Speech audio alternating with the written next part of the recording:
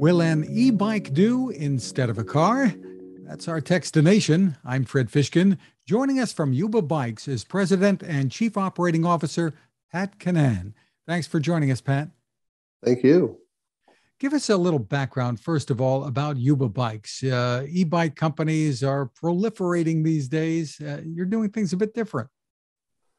We are. The founder, Ben Sarazin, started the company in 2007, based sort of on an international trip he was on. In Costa Rica, he saw people using a bicycle to move goods.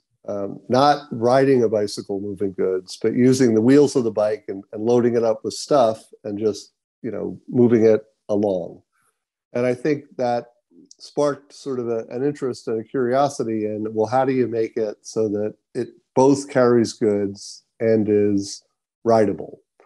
So he created, a bike and started to sell it as the way many people get into the bike business. They see a niche that's not being served and they create a product and they bring it in, and then through early adapters, that's probably a term used more in your world than mine, that they're the folks that are the customers, and they provide a tremendous amount of input and the product evolves quickly.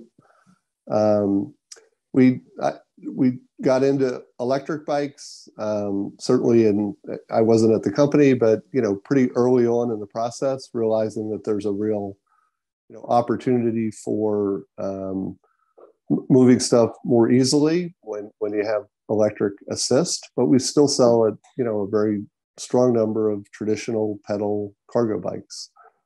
And now we have a, full range. And while the company started in Northern California, it now is, we sell more in Europe than we sell in the United States, because the cargo bike market in Europe is a much bigger market, and it's more established. So France is our largest market share country, followed by Norway.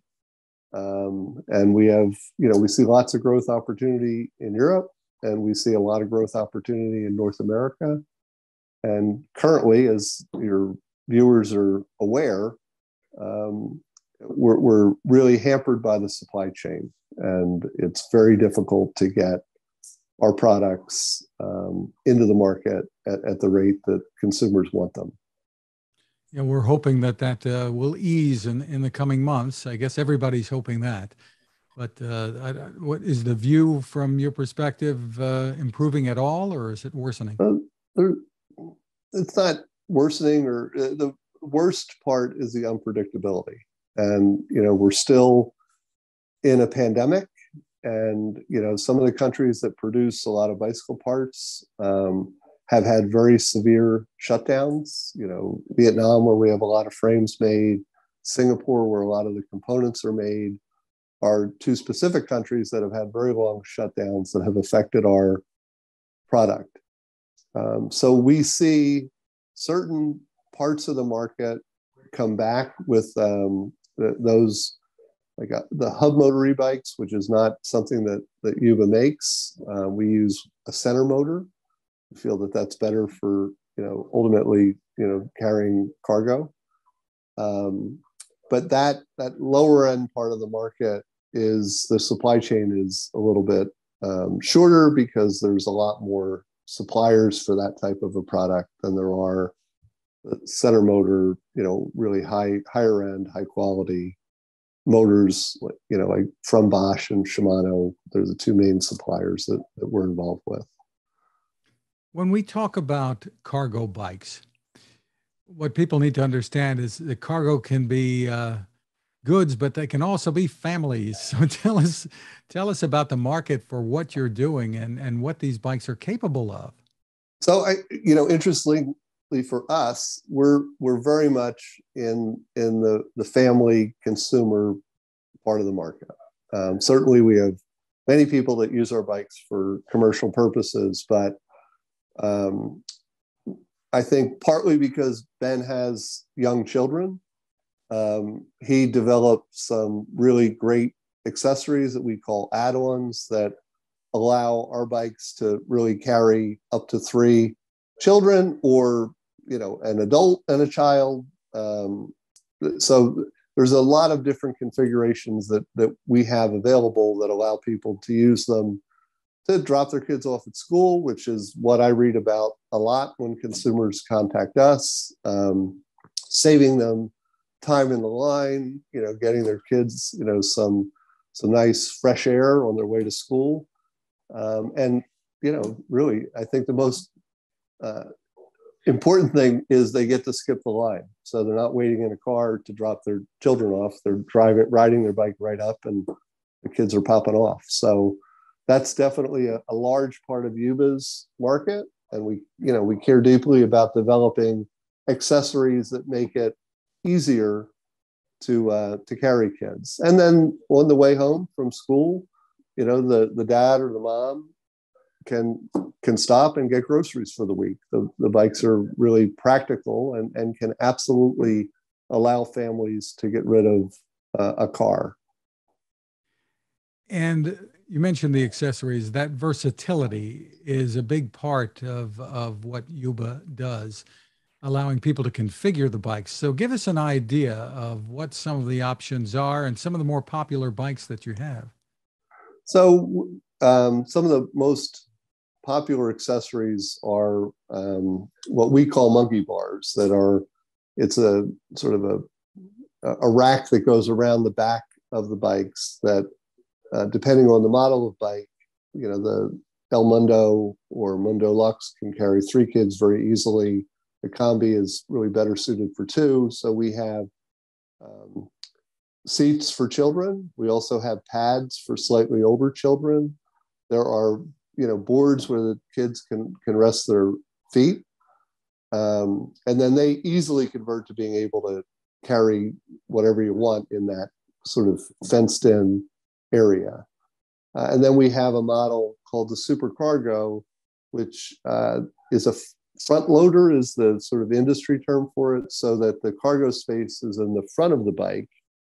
And that can be configured to hold up to 3 smaller children, but 2 larger children, and a tremendous number of people, carry their pets in the front loader, or our next most popular accessory is we call the bread basket, which is a very large square basket that holds, many, many pounds and lots of, groceries and things like that. But smaller dogs fit really wonderfully in the bread basket and can see where they're going when their parents, dog owners, are driving them around. So you have these models out there, and people can choose from the website what they're interested in, and then the way you sell the bikes is interesting. Tell us about it. Well, we have a network of specialty bicycle retailers that stock and sell the bikes, and some consumers, want to buy the bike directly, and they have some mechanical skill, and they can buy the bike and bring it right to their house. Or they can choose what one of our retailers that they want it to be assembled at, or we can help find a retailer if they want it assembled at a retailer, which we really recommend, because bikes might look simple, but you need some technical ability and specific tools to do the job well. And with the accessories, can people alter the bikes themselves, or do you recommend they go back to one of the retailers? Well, I mean, some of the accessories are really easy to deal with. Others need to be, actually assembled onto the bike. So it very much depends on the consumer's, capability. But we certainly sell, a lot of consumers directly the accessories. And what happens is a lot of the consumers do a lot of research. I mean, what we see is it's often a 4-month process from when someone starts to engage with us until they finally decide what they want and how they want it. And then that's now often delayed further because we don't have what they want when they decide they want it. They have to wait a little bit to get it. But many of our bikes are sold through the retailers and direct to consumers, where they've already picked out all of the accessories that they want because they have envisioned how they're going to use this bike, for trips, instead of a car or public transportation. So by the time most people, make the purchase decision, they have a pretty good amount of information about how they're going to use the bike. You mentioned the huge market that you've developed in France.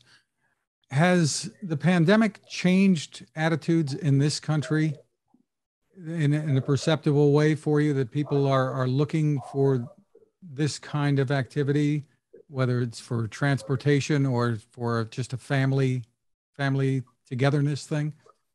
The pandemic is definitely, especially the beginning of the pandemic when there was very few cars on the road and people were really at home. A lot of people, started riding bikes, and, where I live outside Philadelphia, we saw just kids riding in the street, which, really, I grew up in the same neighborhood. We did when we were kids, but then kids didn't really do that. If they used a bike, they used it with their parents, maybe putting, unless they're on vacation at somewhere, that wasn't part of their transportation or even their fun with their friends. It was something they did with their parents. So I think that opened the doors to kids and adults that, hey, this is actually something that you can do. It's fun. And it gets you where you need to go, often faster than any other way. What we see very tied in is where it's safe to ride, more people ride. So, that adage from the movie, if you build it, they will come. We see direct correlation where there's good bicycle facilities. People use the bicycle facilities and they ride their bikes more. And that obviously, reduces carbon emissions. It keeps people healthy. There's a whole lot of secondary benefits that we see from people deciding to use a bike for transportation in addition to recreation. It's a matter of how many trips can you offset by using a bike. And I'm going to misquote the number. I should have had it for this meeting, but it's somewhere between 300 and 400 miles of riding a bike instead of using a car that offsets the carbon emissions from actually building the bike. So, and shipping the bike across, wherever it's going to. So that's an interesting calculation. And for an e-bike, it's about 35 to 45% more than that. So, and different companies use different statistics, but that seems to be the range. So if I buy a Yuba cargo bike, an electric bike, and I ride it 650 miles and don't drive my car those 650 miles, I have neutralized the carbon effect of building that bicycle, which I think is pretty cool, and people like that. And even though it can be an e-bike, you're still pedaling. And so there are health aspects to this that it's good for you. And with our bikes, they're pedal assist. So you actually have to be pedaling. There's not a throttle, like people know from being on a motorcycle. It's the pedaling kicks the motor in at whatever level of power the consumer wants or the rider wants. So it's absolutely exercise. There's no question about it. And what I find, my wife and I always ride bikes, right? Especially when we're in Cape May, New Jersey, because it's flat, it's nice, and it's great, and there's no place to park.